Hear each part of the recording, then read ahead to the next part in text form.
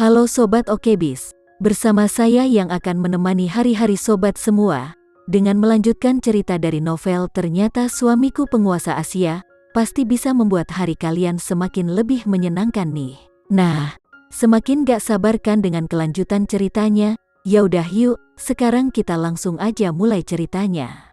Mereka telah terdaftar selama hampir sebulan, tetapi Randy tidak pernah menyebutkan membawanya untuk menemui orang tuanya. Sekarang setelah dia bertanya, dia tidak ingin mengatakannya. Dia tidak ingin menyebutkan keluarganya di depan Randy karena hal seperti itu telah terjadi di keluarganya.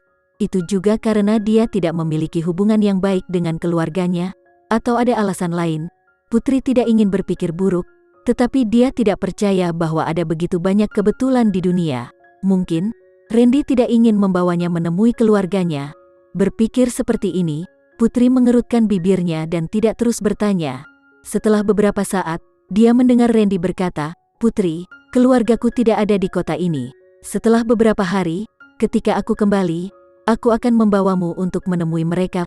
Putri tertawa, "Bukan itu yang kumaksud." Randy bertanya, "Lalu apa maksudmu?"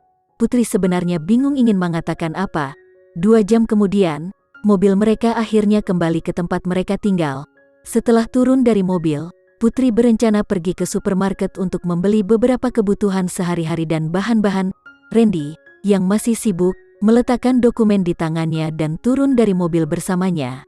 "Aku akan pergi bersamamu." Melihat bahwa dia sibuk, Putri tidak tahan melihatnya. "Pergilah, aku tahu kamu sedang sibuk. Aku akan pergi sendiri." Randy meliriknya dan memimpin untuk berjalan ke depan, meninggalkan kalimat, "Tidak, aku akan menemanimu." Putri menggelengkan kepalanya tanpa daya dan mengikuti. Randy mengambil inisiatif untuk mendorong kereta belanja dan berjalan ke kiri. Bisikan orang-orang datang dari sekitar. Pria itu sangat tampan. Dia sangat menawan. Putri hanya bisa melihat ke arahnya, tersenyum begitu keras sehingga alisnya melengkung. "Seseorang memujimu." Randy menjawab dengan dingin, "Aku tidak membutuhkan mereka untuk memujiku." Putri meringkuk bibirnya dan bertanya, "Lalu siapa yang perlu kamu puji?" Randy menunduk untuk melihatnya, dan wajahnya memerah sekali lagi. Dia berkata dengan suara rendah, "Kamu benar-benar sangat tampan, pria paling tampan yang pernah aku lihat."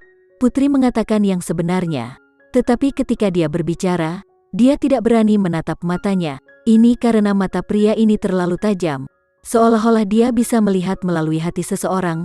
Setelah hening sejenak, dia mendengarnya berkata, "Yah, aku tahu." Putri diam-diam memutar matanya ke arahnya. Orang macam apa ini? Baginya untuk membuatnya memujinya. Dia memujinya, dan itu adalah jawabannya.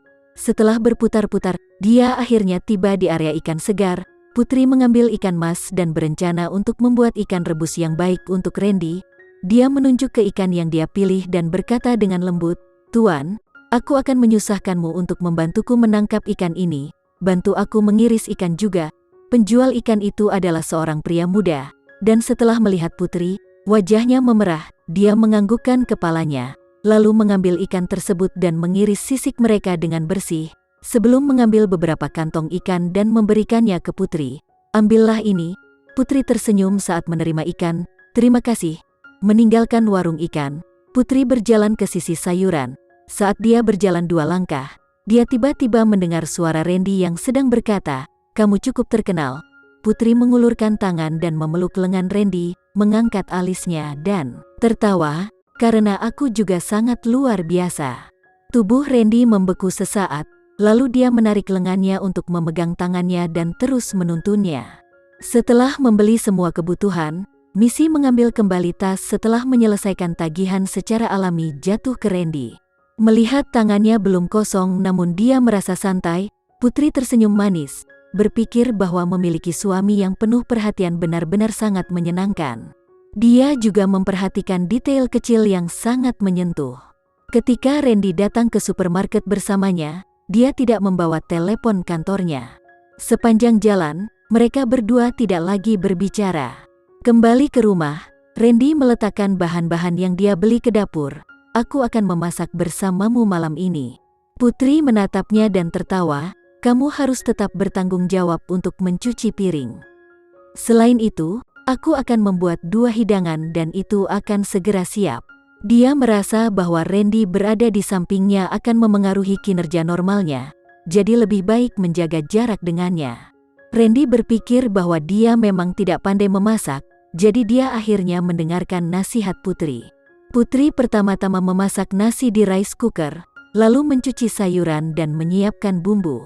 Orang lain suka memasukkan tauge ke dalam ikan dan sayuran, tetapi Putri lebih suka menambahkan beberapa bawang di dalamnya. Tidak butuh waktu lama sebelum ikan dikeluar dari panci. Putri mencicipinya terlebih dahulu dan merasa rasanya tidak enak, jadi dia memanggil Randy yang masih sibuk di luar. Karena dia memiliki pengalaman dari terakhir kali, Putri menyiapkan sepasang sumpit. Dia menggunakan sumpitnya untuk memberi Randy ikan dan bawang, dan menatapnya dengan mata berkedip. Cepat rasakan, lihat apakah itu enak? Randy melihat bawang dan mengerutkan kening.